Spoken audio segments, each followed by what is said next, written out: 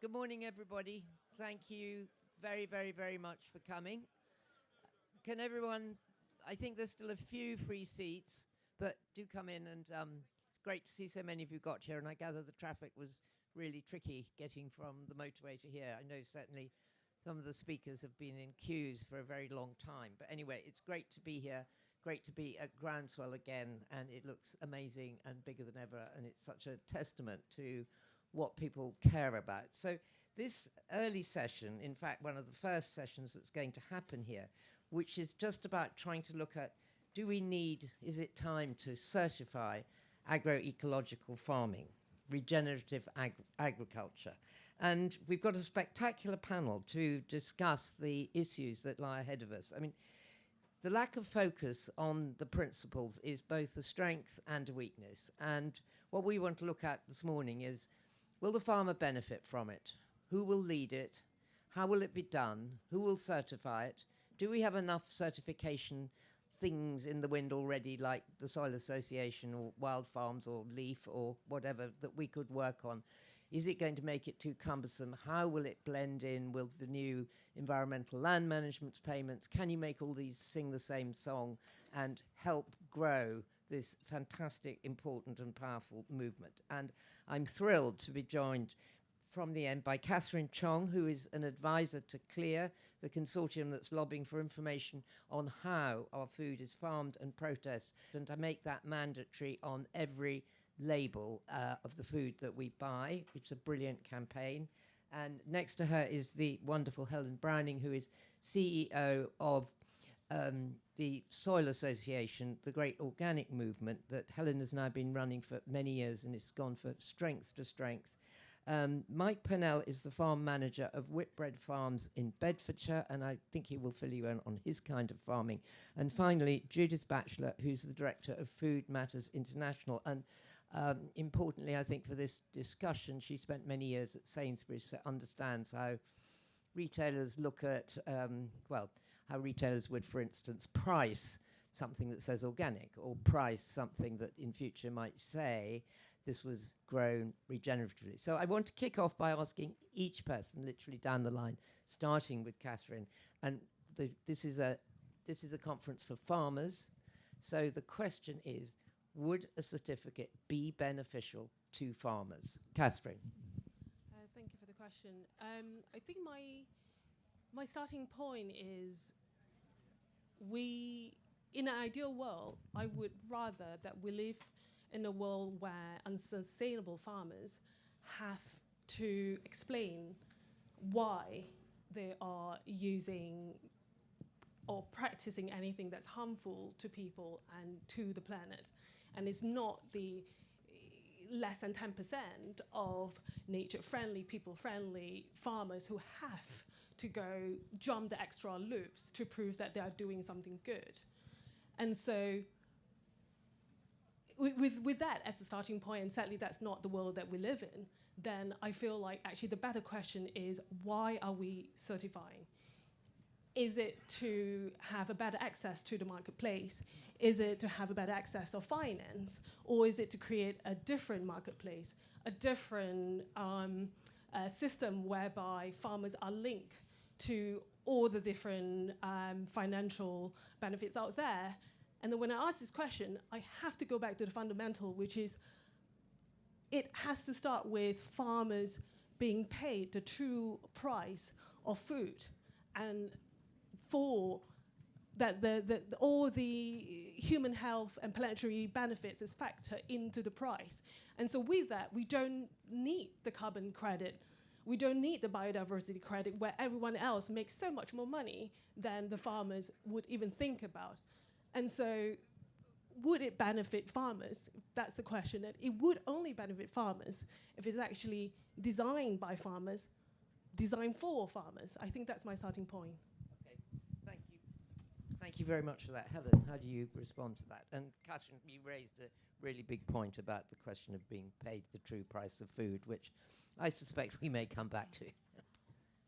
Thanks. Yeah, great to be here. I think the thing that's so exciting about Regen at the moment is just that it's a maelstrom of learning. There's all this innovation going on. There's so much experimentation going on. it's a really creative space where farmers are learning from each other, testing loads of new ideas, seeing how they're working out.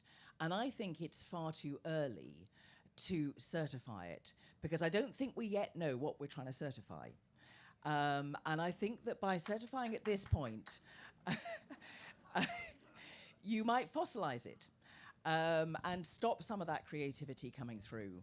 So I think, I'm sure today we'll get onto the challenges of greenwash and all those kind of things, the way these terms are being used by people in the marketplace. But we've had that before. We've had it with natural and local and sustainable, all these kind of terms.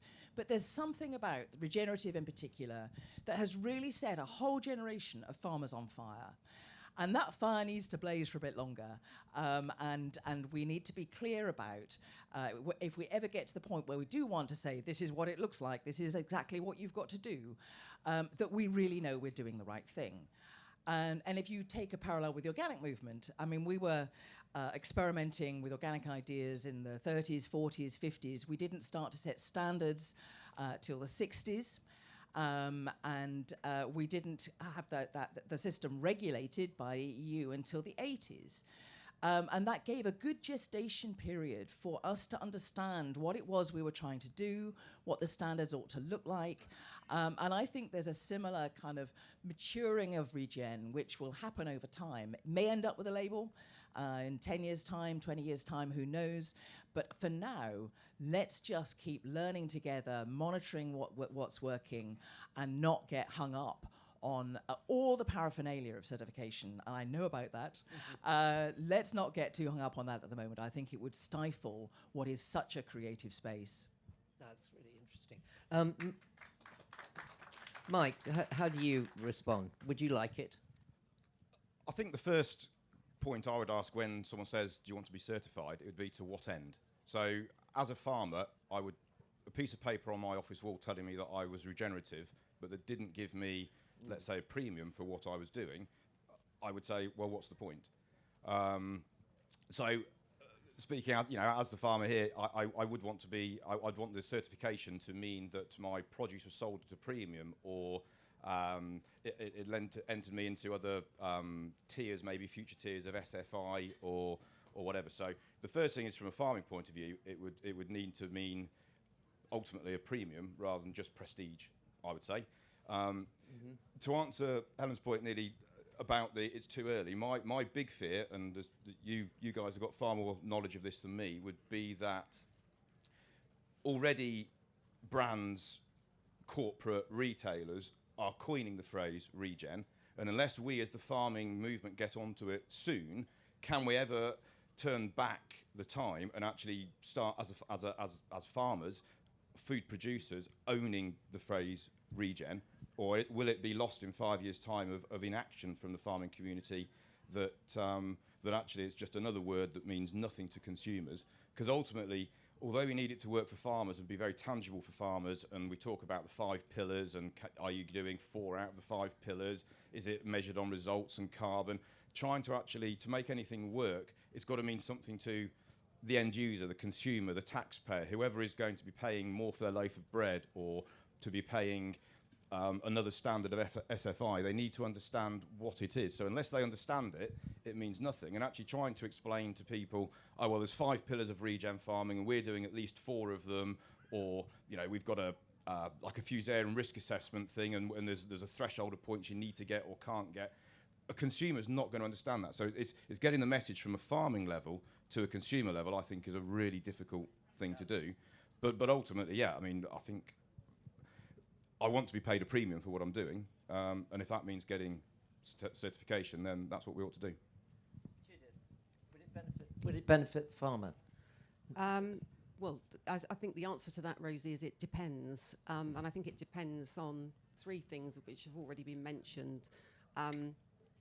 What are we certifying, which in turn requires a definition, i.e. what is regenerative farming, and then ensuring that both the certification or the verification of that definition is relevant and resonates with consumers. That means they're prepared to pay for it. And they do. They are prepared to pay for things, and we've seen that historically, but only where that is very clearly understood. And I don't think, to Helen's point, we're in that place yet. And the reason I don't think we're in that place yet is for all the very positive reasons that actually farming has always been a sector of continually looking to ways of improving things, doing things differently. And that means there'll be lots of people, lots of initiative, lots of projects, lots of demonstration farms, all sorts of really good work going on. And at some point, you'd have to put your arms around that. But the question is, when do you put your arms around that and consolidate it and bring it together, find the common ground, find the things that people will coalesce around. And that's a real art. And we know when we've left it too late sometimes, and carbon is the classic example of that as one issue, because it's got a life of its own. But if you cut it too short and you take that decision too soon, you don't know what innovation and what understanding and, as you say, what fossilized certification standard you might end up with. So that, however, that doesn't stop us doing what you were just discussing, which is making sure that we bring everyone together in a sort of coalition of the willing to say, how do we make sure that all of these learnings are being shared? And I know there are things like the Agri-Food for Net Zero Network Plus, which I think has got about 400 members now, which is trying to create that network effect, and the work that Helen's doing at Soil Association Exchange, bringing together lots of different parties. But I think the more we could do that in the first instance, to make the most of the innovation that's already going on, the better. Helen. Yeah, I think there's something really important about moving from just thinking about standards, about practice standards, what you can or can't do, and looking at the outcomes of our farming systems. And I would love, in regenerative agricultural farming, for us to be really focused on the outcomes. So wherever you're starting from, how can I improve? And that's what we're trying to do through Soil Association Exchange, is to give a way of people monitoring their, their soils, their water, their biodiversity, their animal welfare, all these things which you have to look at in the round. And rather than saying, this is exactly what you must do, be very prescriptive, saying, let's understand what's working well. Let's keep learning and recycling that learning between us through measuring the outcomes, rather than just prescribing the practices that farmers must do to qualify. And I think you're absolutely spot on, because it's not just the innovation in farming practices, it's the innovation in how we set standards, certify, and indeed verify, if we're to give customers the assurances that they're looking for, and to stop the greenwashing potential, which is But the farmer needs to make some kind of premium out of this, because it potentially costs more and makes more demands on the farmer. So I quite agree. I mean, I'm just trying to play devil's advocate. We can all come and learn as much as we can and keep improving. But how are you going to get rewarded for that if you don't have something like what you do, Helen? I mean, I know, Mike, you made the point that, regen is not a poor man's organic. It's a different set of circumstances. You can sit in a room here, and it's kind of, I think, I'm possibly going to show some ignorance, Helen, so excuse me, but organic is quite black and white. You're organic or you're not. Now, you might argue, and there's some very strict rules that determine what you can and can't do. Now, if I'm very sure that the farm I manage is regenerative. If I told you that I use glyphosate, probably 10% of this room would say, well, I can't possibly be regenerative if I use glyphosate, just as one sort of issue. So it's very difficult to get sort of down a rabbit hole, and one of the I guess one of the reasons that I'm quite keen for some form of certification to take place again is the farmers can lead it. So it is a farmer, it's a food producer product, rather than us sort of ending up with if we don't do anything about it in a reasonable time scale, is that retailers and all the rest of it and brands have decided their own form of regen, and then suddenly regen Weetabix looks like this and regen yogurt looks like this, and actually that then filters down, and we're kind of dictated by the processors of what their version of regen looks like, which is not necessarily what a farmer's version of regen looks like. So that's a very good point about greenwash. I mean, Catherine, that It's like the way everyone's stolen the label sustainable, which now has absolutely zero meaning to anybody. Well, actually, I'd like to make a different point about, continuing the point that Judith and Helen have made about, it really should about creating that network of learning. And I'd like to point out that I do think that farmers should be paid for the data that this process could be creating. We have policymakers, the financial institutions making lots of decisions. Can you just say who pays? Whoever that need that data. So at the moment, we're looking at industry. One of the reasons why huge industry is chasing regen ag, it's clearly the money that they could make out of it. And so they're claiming they are making sustainable investment decisions. But when you look into how they're making those decisions, you will see that the data they look actually doesn't, well, first of all, doesn't always come from farm level data, and definitely does not show the reality of farming. And not going too much into this, it's safe to say that a lot of so-called sustainable farming, sustainable investment decisions are made, and I do come from that world, sadly. You're not looking at that pool of money going to where it should be. And so companies are paying a lot of money for those data. And so I do think that if we go down this route of certification, that certification has to be linked to that data system whereby decision makers who are making decisions either on policy making or financing decision can access those data, and farmers will be paid for that data. Okay, I get that, but I want to come to Helen, because I mean, you run your Soil Association is a completely funded by its members certification system that is hugely recognised and understood and trusted. I mean, I think what Catherine is suggesting is something where you get government intervention into pay for this. I'm not saying that we shouldn't get government intervention, but having been in this week seen what amendments the government has chucked back in our face on incredibly simple environmental things, I would have very little confidence in that. Can you go on there? So I think what Catherine's suggesting is that when we're collecting data at the farm level, that data has a value, and we should be able to monetize that value. Again, who pays? So whoever wants to use it. So if your processors or retailers or whatever, or your banks want to use that data, they need to pay for it in some way, because it's farmers have paid to get that. They've done their soil testing or whatever it might be. So that data will have a value. I think that's the point you're making there. I think just going back to the sort of sense of how we're going to make sure that farmers who are doing the right thing actually do benefit overall. You know, we've got very little time to save the planet. We know that, very sadly, markets aren't going to do it. You know, we have, all of us, and in the organic movement, we've been particularly strong on this. We've spent the last 60 or 70 years trying to build markets that persuade people to pay a bit more for a product on the back of a certified label.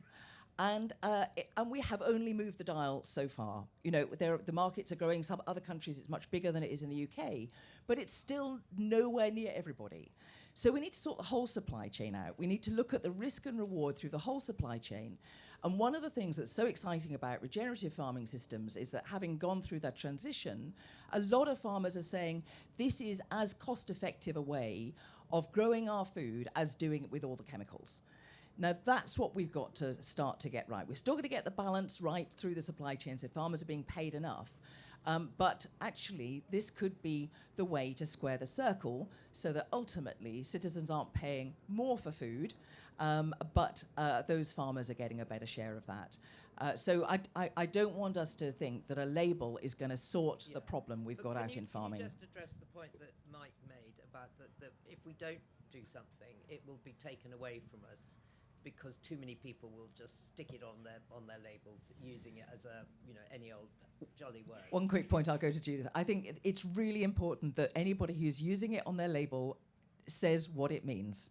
They have to be able to be clear, and that's a trading standards issue. If you're saying your product is natural, but you can't get a trading standards unless you have a definition.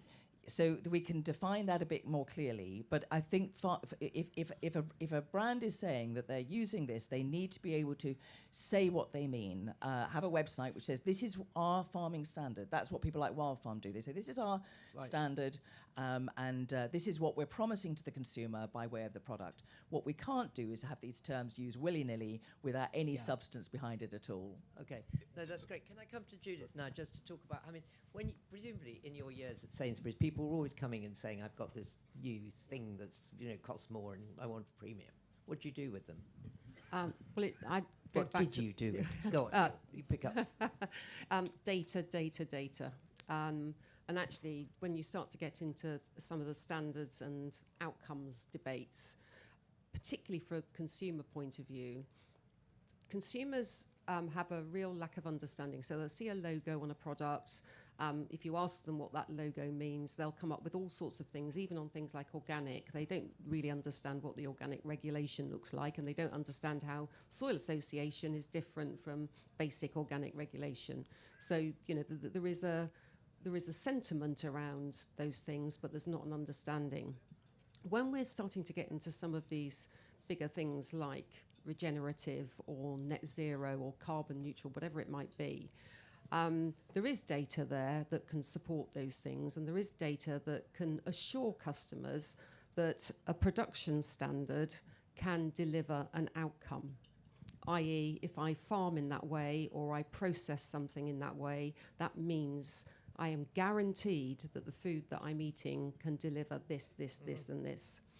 But they don't know enough about regenerative farming or indeed organic farming to be able to define that. So one of the big curses that the industry at the retail and branded manufacturing end has is they do lots of customer research, lots of customer insight based on what customers say. And if we're being really responsible, we should be bridging the gap between what customers say they want and what they don't know, and what's in their best interests. And that's not being a nanny state, that's being responsible, that if you are an expert and you're in receipt of knowledge and information and understanding, and whether you're a farmer, whether you're a processor, manufacturer or retailer, the thing you should be saying to yourself is, if my customers knew what I know, what would they expect me to do? And that's the question we have to answer with this. And if we can do that really well, and we can deliver those outcomes and the data evidence is there to prove it, then that's a game changer. But that isn't the way certification works at the moment. So how much could labelling help? Your labelling girl. As a starting point for Clear, we believe that the journey to understand the linkages between food consumption, food production is incomplete until we understand how our food is farmed, processed, and manufactured. And that information should be a mandatory information, because we believe that everyone should have access to that information. It shouldn't be on a premium product that have that certification. And we believe that everyone should have access to those information. Sorry. No, go on. It was interesting. Somebody said to me a few years ago, said, organic food is monitored and regulated more closely than toxic waste.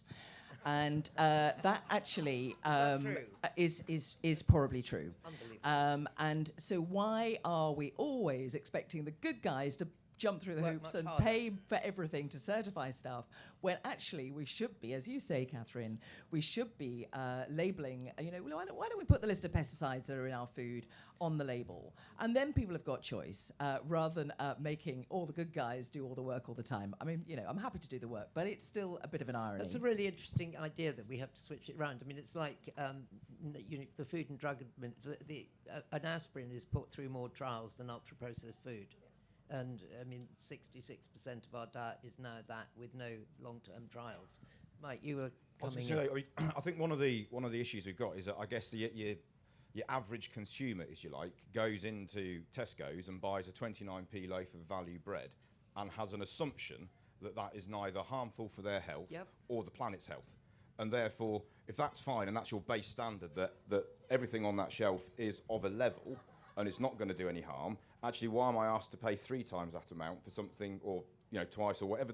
I know bread isn't 29p a loaf now, but why do we have to pay extra? Because we already assume that the base standard is kind of good enough. Yeah, Judith, and then I'll come back to you, Helen. I was going to say, all of these comments are around the role that base regulation plays, and then the role that added value certification, i.e. people going beyond the legal minimum, do. So if I was to go back to your loaf of bread, the regulations are mainly around food safety. And Food Safety Act, we're probably one of the safest places to consume food, and I think everybody would agree with that. But that doesn't mean that food is healthy. It doesn't mean that food is produced in a sustainable way. And it doesn't mean that, in 5 years' time, somebody might say, actually, it's not good that you eat a lot of that food because look what it's doing to your health. So that's why you need a piece of regulation that sets a minimum limit below which no one should fall. And then you say, and what does good look like? And that's when you can truly give consumers a choice. So 65%, isn't it, at the moment, of Nestle's output is unedible on if you actually took the processed food for someone to eat it consistently. So how do we raise what is exactly Mike's point, that if you don't say that the cheap loaf is bad for you, the supermarkets seem to be, in all the work I've done, there's such the government wants no regulation. The powers of the supermarkets, they are full of junk food. It's very hard to raise the base to actually good. In defence of the supermarkets, I don't know if you've seen, but the HFSS guidance that's been dropped by the government, the supermarkets were supporting. And in fact, Sainsbury's and Tesco have gone out and said that they will continue to ban multi-buys on those foods, even though the government hasn't. Judith, as much as I love you, that is a very, very small. Oh, I agree. Small step that has taken the anti-obesity lobby around about 2 decades to get to. And it's not a big one. But the idea that supermarkets want to make their customers ill and do all the things that sometimes get described, and I would be the biggest critic rather of supermarkets when they are doing things that aren't right. But they do a lot of good things too. And if you think about, go back to nutrition and health labelling, we wouldn't have multiple traffic light labelling, and we wouldn't have guideline daily amounts, and we wouldn't have nutrition labelling if it wasn't for supermarkets who introduced it in 1991, and it wasn't until 2015 that government regulated for it. Okay. So we're going to come out of the dive into the supermarkets because it could go in many directions here. So Helen, come back to. Well, I was just going to say that one of the big challenges we've got in this world is that there's no money in fresh whole food. Actually at any level, there's no money for the farmer, there's no money for the processor, and there's no money for the retailer. And that's one of the challenges. That's why we end up with all this ultra-processed stuff, because it's the only way you can turn a shilling on food. So that is one of the things we've really got to fix. And I'd love to think that the regenerative farming movement, along with the organic farming movement, are going to be part of helping to fix that. But we do need government action as well as retailer support to actually make sure that fresh food is affordable to everybody and that farmers are paid properly for it. We have very much focused on it being, the food on the supermarket shelf. But actually, if you flip it back and you're looking for an income stream for a farm, I mentioned earlier about maybe being another SFI level, but if you're talking about then maybe moving away from public finance to private finance, and you wouldn't, I don't know enough about it, but you wouldn't want to flood the market with too many BNG units or something. But could actually a regen farm be a tenth of a unit compared to a woodland or something? So there is an incentive there from private. Now, okay, you don't want to flood the market and pull the price down. But actually, if we're in a situation where we're short of BNG units, actually it's private money for private goods. Maybe not BNG, maybe more on the ESG. BNG, biodiversity net gain funding. Okay. So if we want to quickly explain how that works, because anybody? Well, I mean, basically, so as we have it at the minute, any development needs to replace 110% of the biodiversity on their site. They'll try and do as much of that as they can very locally, but beyond that, then they're looking for landowners to take that field out of wheat and put Yep. some trees on it. So that will then give you, and it's a 30-year commitment that says that it's actually not biodiversity net gain, it's actually it's actually habitat net gain, Yep. with the assumption that biodiversity will move into come. it. Yes. But actually, if you were to say, well, we're now doing a much more ecologically friendly farming system. Now, I'm not saying it should No, be no, worth. I It think should be. it's It a should be really the good same. point. It should be the same. Worth Yeah. the same as woodland. But actually, compared to a conventional system to what is your certified regen system, does that not count for some BNG or environmental Will you scoring in not the private sector? Helen, will you not get that money through ELMS? Well, I think there will be some money through ELMS, but I think the point Mike makes is absolutely It's right. really right, yes. That actually we need to be able to show that regenerative organic farming systems are able to deliver that biodiversity improvement that would mean it could access some of that funding. And I think that would be really helpful, because we're actually going to need quite a lot of money to get farmers through this transition from where we all are now to where we've got to be in 5 years' time. And we've got to be able to pull in some of this private money, as well as ELMS, as well as anything that the retailers will do to support, to kind of get farmers through that trough and out the other side, so they can de-risk it for them to experiment with this stuff and transition to a much lower chemical and much more productive farming system. So let's try and find ways of making that happen, and that's one approach that could work.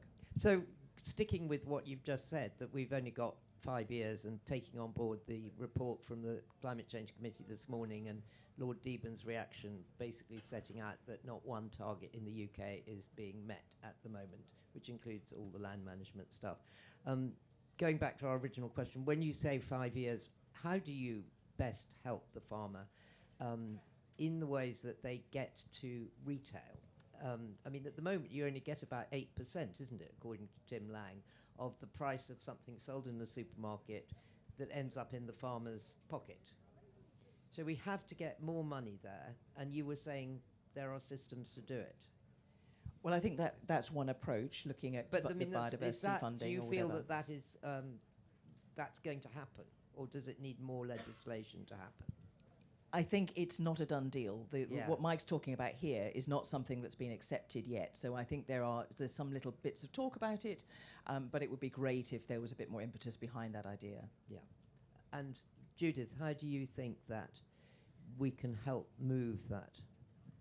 Well, if I think back to my own experiences with this, and where farmer groups were set up to produce things to a standard, whatever that standard might be, the collection of data and the payment of bonuses above a base rate, which is delivers a profit, but there is an opportunity to deliver more profit by delivering on certain metrics, and those could be metrics around animal health and welfare. They could be metrics around environmental interventions.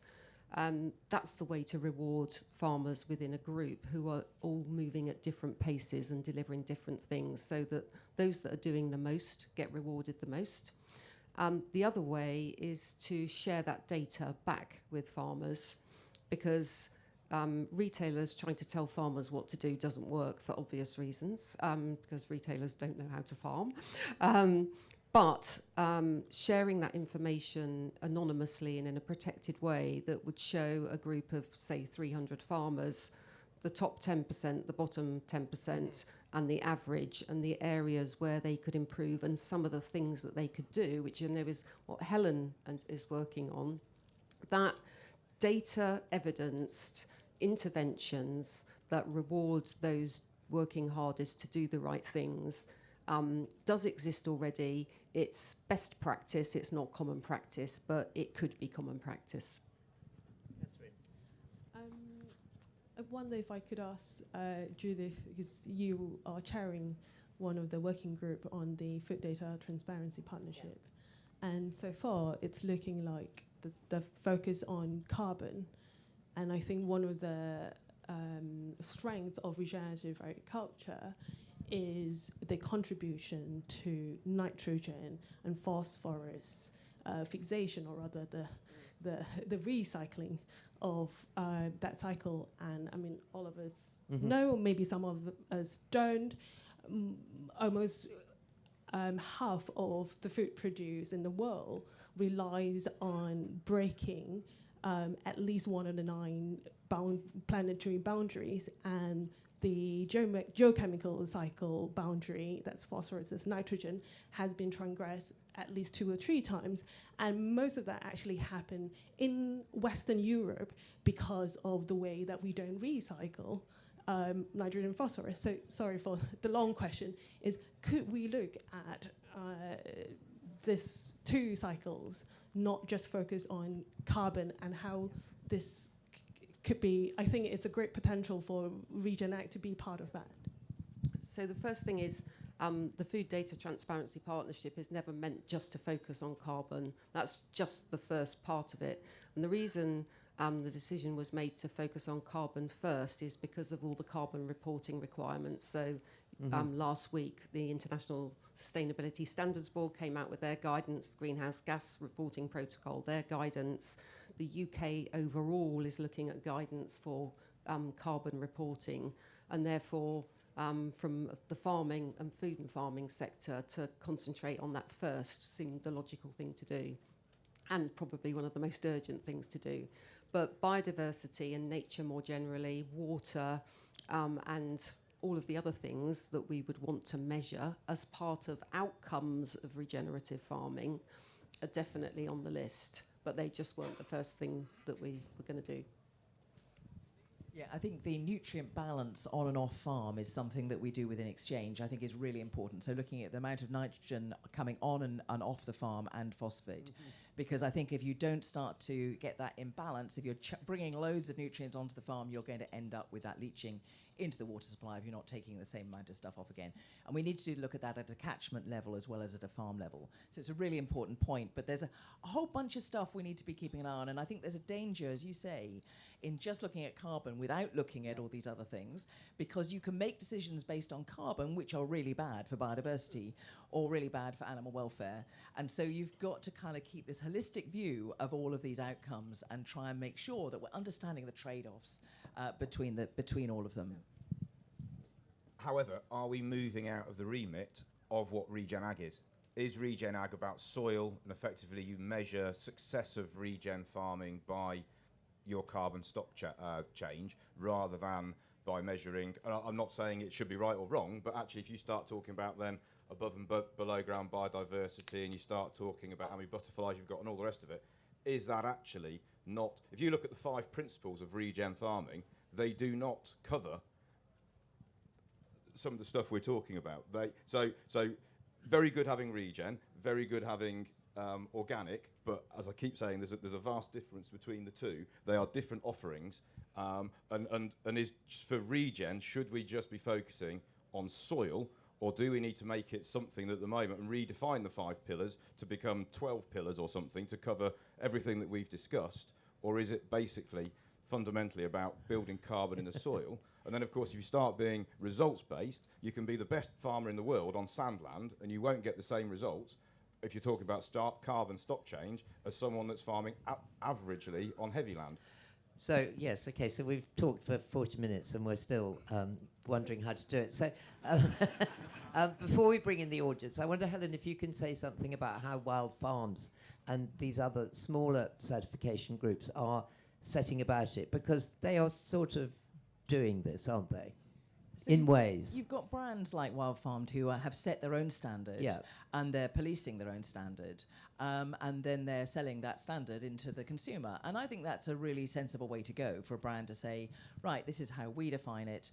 I think their standard is, a very good one, actually. I think it's got a lot of merits. But so I think but they're being really clear to the consumer that this is the standard that they're working to.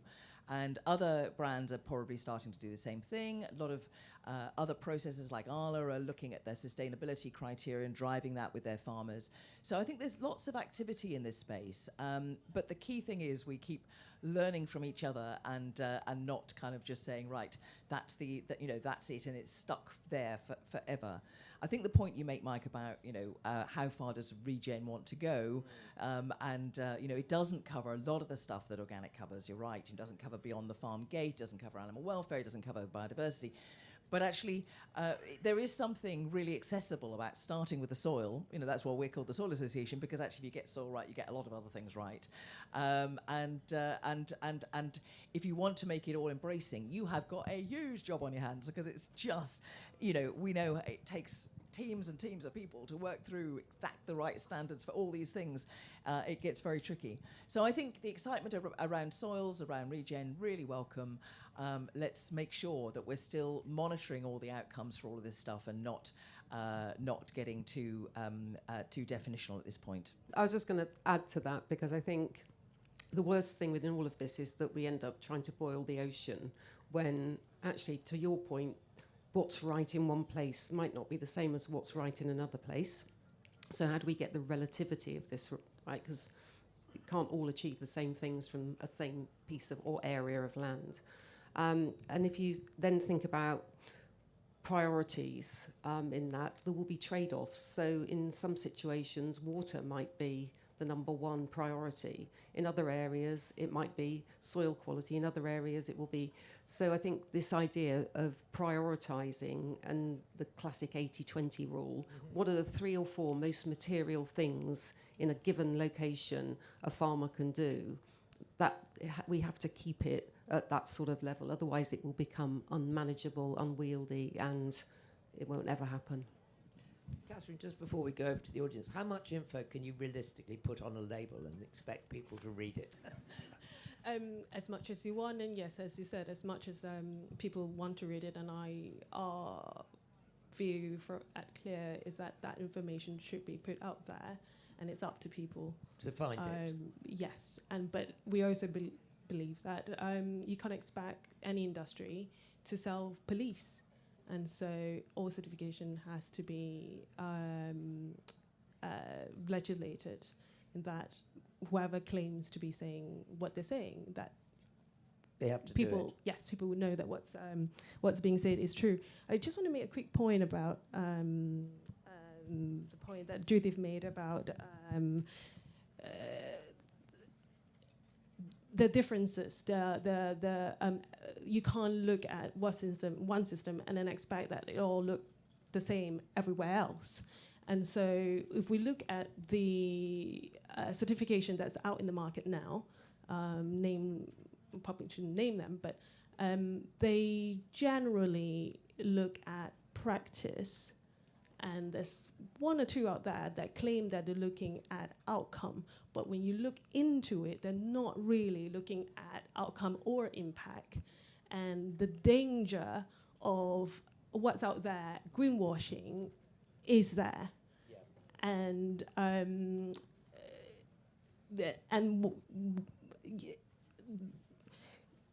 they're definitely not looking at the biodiversity system that they claim they're looking at. So I think there's a danger for everyone out here to get onto certification and realize that 10 years down the line, the market realize that, like the carbon credit market, there'll be phantom Regen Act credits out there that people have to watch out for. Yeah. Okay. I'm going to. There's lots and lots and lots of hands up. Let's start right here. Tommy. So, chatting for 45 minutes and kind of coming to some consensus. The main consensus being we've got 5 years, let's say. We don't have any solutions, but 2 of the flaws in the market. One is base regulation, that it's not good enough because it's not saying that everything else has got chemicals and is bad for you and is killing the planet. So that's one. Second one is the systems, which Helen mentioned. So the very systems that the market is based on is also flawed. So what are our suggestions for shifting dial quicker on the systems and the base regulation? Okay. Judith, do you want to pick that up? I'll go back to data and insight. And I'll use an example. It's not exactly relevant to this topic, but when the cost of living crisis kicked in, Which and Leeds University created a thing called the Priority Places for Food Index that went down to very low levels of relatively recent data, so last census, all that kind of thing. Big data sets, big calculations to show where these priority places for food were across the UK, which says that you need to be really targeted in how you help people, whatever it might be, and to operate at a granular level. We have the data and the technology and the systems to be able to do that, but we don't. We always look at everything at a generic level, and that generic level always is the lowest common denominator, and that will not fix this problem. So for me, it is getting down into the real intricacies of that. And that requires people to share data and innovation in how we do that, but it's perfectly possible. Do you mind if I go straight on to the next question, because we've got so many? Yes, thank you. Thank you. We're all disappearing up our own bottoms, trying to be accountable for being accountable for how just to produce good food. So can we afford to continue farming unsustainably? Can we afford to be doing the bad stuff when all food should be healthy? We shouldn't. You've got confused customers that shouldn't have to be making a choice between the healthy food and the unhealthy food.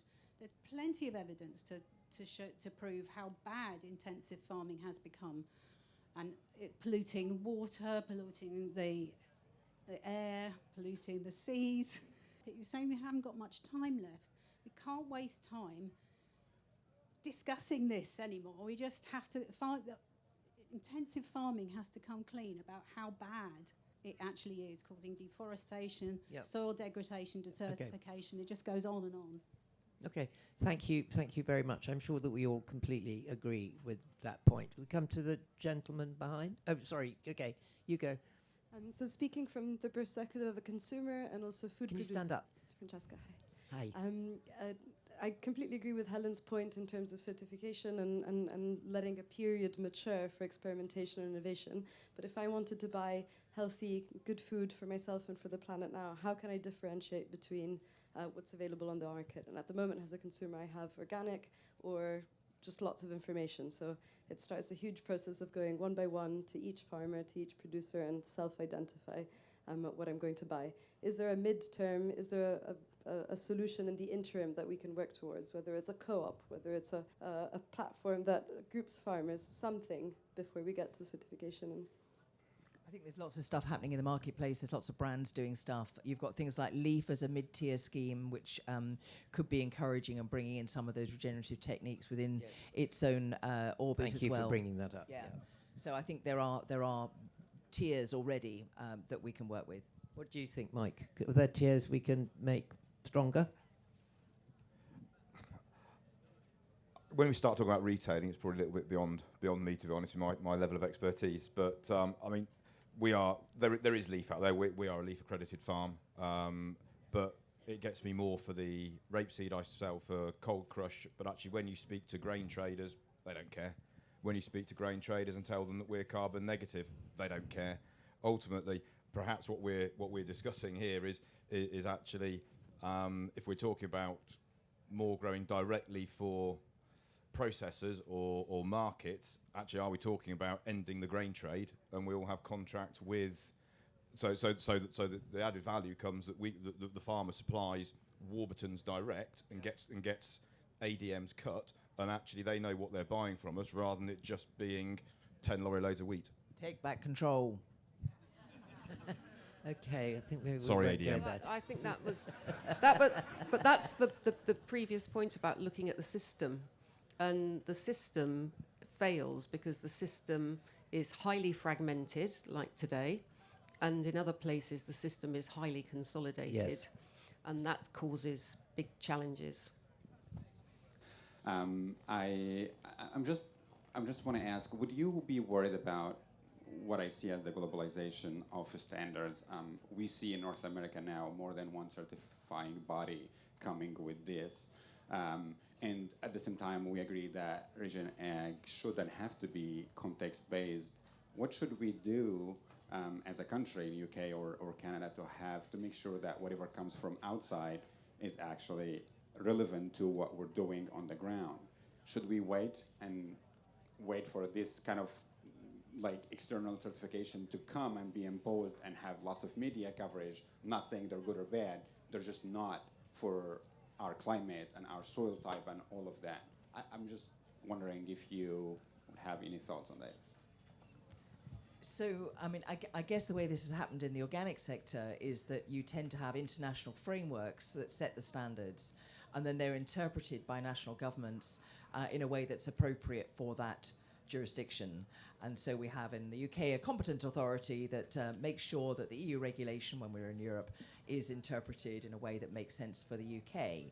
But I think that's a big job, and with things like Regen, I suspect it's not happening at a government level. It's happening with private certifiers coming in and saying, here we go, here's our standard, you can join in with this. And it all gets a bit messy. And I think the question is, do we want governments to say, right, this is what it looks like, and then you're going to have that trauma of having to, every time you want to change the standard because you learn something new about how you could do something better, and you're not allowed to do it within the standard, that you have to spend ages trying to go through the mill? Or do you let a slightly more complex situation develop for a period of time and just put it on the brands to be clear about what they're saying? It's difficult, this stuff. And there are pluses and minuses in both directions. Catherine, did you want to come in? Yeah. Yes. So the US has tax rebate for carbon sequestration. It looks like they will go into agriculture for sure. So it'd be interesting to see whether the UK is going there. But then at the moment, we don't have a national target for sustainable farming, whether we call it sustainable farming or organic. The EU has the Green Deal that sets by 2030, 25% of the land area has to be organic. In the UK, we have about 3% of the total land area being organic. But I think it's going back to the bigger questions around we need to be farming more food in the UK, and then converting to agroecology has to be a national target. Okay, next question. Okay, thank you. Hazel Doonan, Agricultural Industries Confederation. 2 points to make. The first one about who should pay for this. Supermarkets, lenders are all racing to increase their sustainability profiles, and perhaps it's not beyond the realms of possibility that they could improve their lending rates or other services that they would offer these growers that are hoping to increase their sustainability. So that would make total sense. There's a reward for the growers from those people who work most closely with them, who are looking at their sustainability profiles as well. The other point about labelling, that we should list, or there should be a list of all the crop protection products that are on the produce. Now, a comment was made that if the consumer knew what we knew, what would we think they need to know? And the fact is that crop protection products that are applied to crops in the UK, probably about 90% of those are not detectable on the end produce because there's a lot of monitoring that goes on, and there's only a very, very small percentage above the maximum residue level, which is a trading standard, not a safety standard. So that list is not really necessary at all. And also, the consumer wouldn't understand what all those products mean, and they would just panic.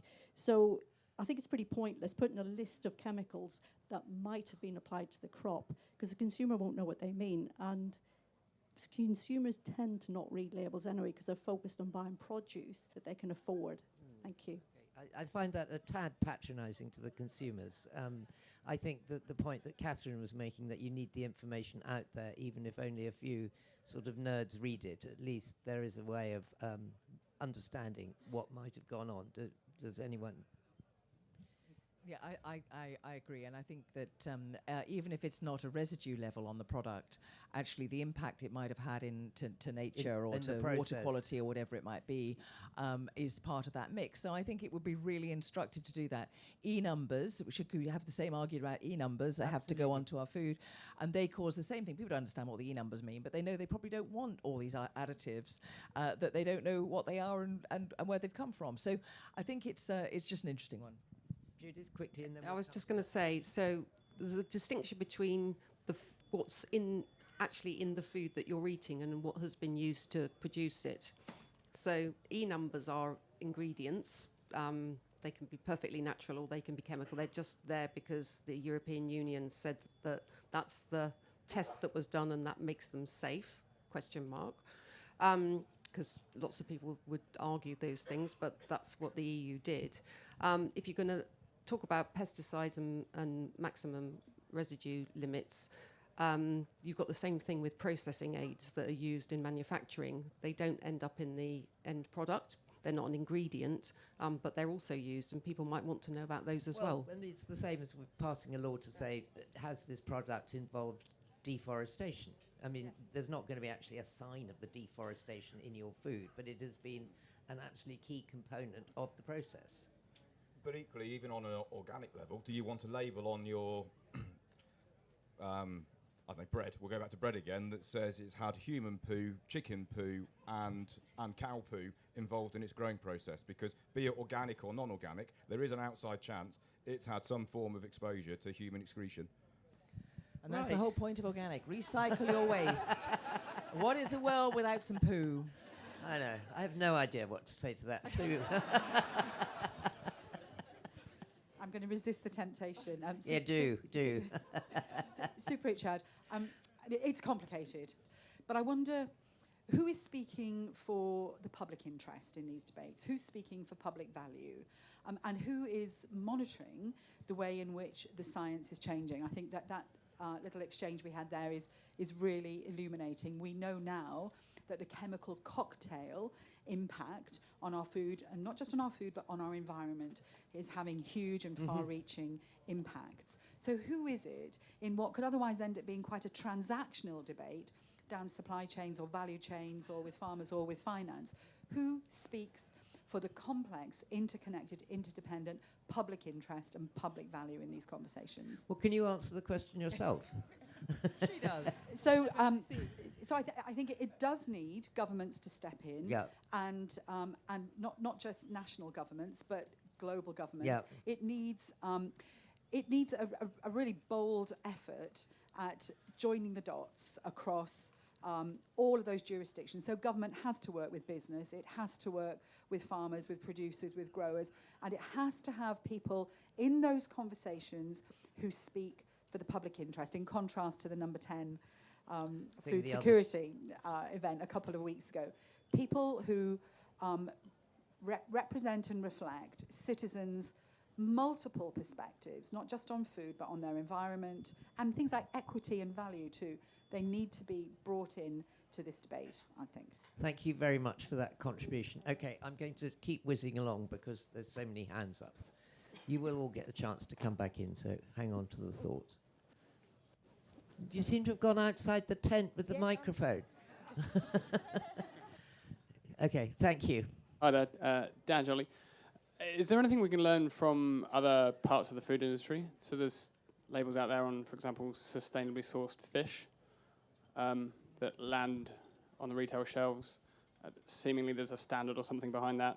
I don't know much about it. I don't know how much, what percentage of the fish market is supplied by sustainably sourced fish and whether that makes a difference. Can we learn from that? Judith. Yeah, there are two standards, Marine Stewardship Council and Aquaculture Stewardship Council. It's the same principle as Helen was talking about. It's a standard that's based on, in case of farmed fish, how those fish are farmed, and a standard based on how those fish are caught. But it's not a guarantee. And that's, I think, the point between an outcome and a standard. So when you say it's not a guarantee, can you just apply to put it on your fish even if you don't meet the target? No, because the standard doesn't verify that that fish has been sustainably caught.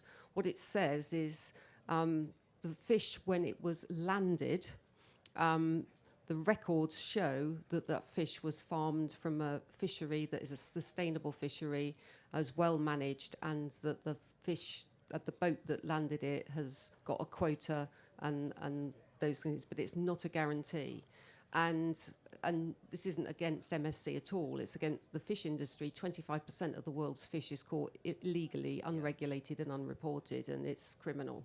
So we could talk about fish for a long time. Rich Summers, I specialise in helping develop small, very profitable, efficient supply chains, particularly with within the meat sector. All roads over the last 16 years, all problems, I believe, can be solved by developing small, direct supply chains. As much as I respect all of you here, and I do massively, I've got an awful lot of time for you. Have we done too much thinking? Can we just get on with it now?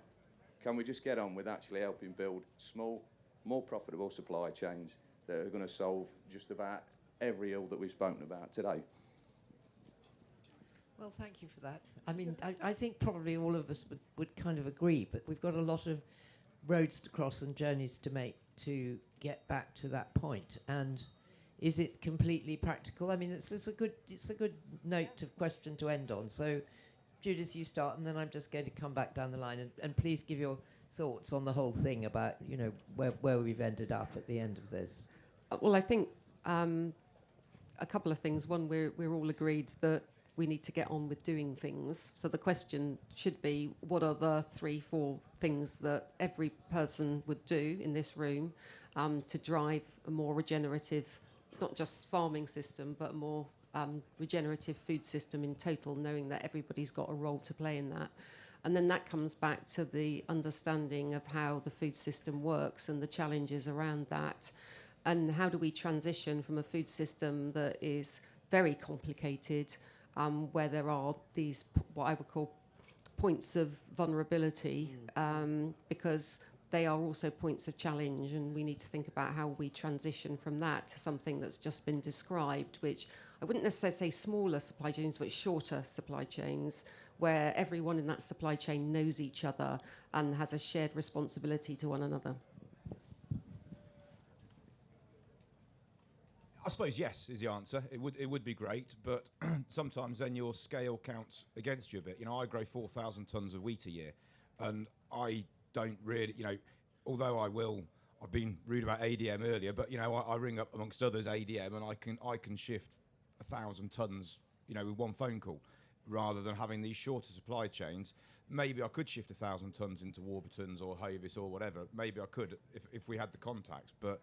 And it is a way of adding value. You know, all we need to do all through it is adding value, but that's still not taking sort of the premise of this discussion, which is about, is it time to certify it? And we are trying to add value, but I totally agree. It's probably a different conversation, I might argue, but adding value through shorter supply chains is a definite must, I think, for the industry long term. There's so many big issues we need to sort out in the world. There's, you know, whether we're selling more directly and locally, and the regulatory baseline, and everything. It's all huge, and we need many revolutions to get it all to work. But what I love about this gang of people around here is that we're getting on with it. And it's the getting on with it and doing what we can do to farm better. I want more support for that farmer-led research, that farmer-led innovation, and picking up the data from that. That's kind of a crucial part of the jigsaw. But I think we've got lots of us trying to work on all sorts of these fronts. But let's just be enthused and excited about what we're learning and how we're going to work together to produce better, healthier food. And other things will come along the way. Thank you. Catherine. Right to that. I'll just, one last note to make is,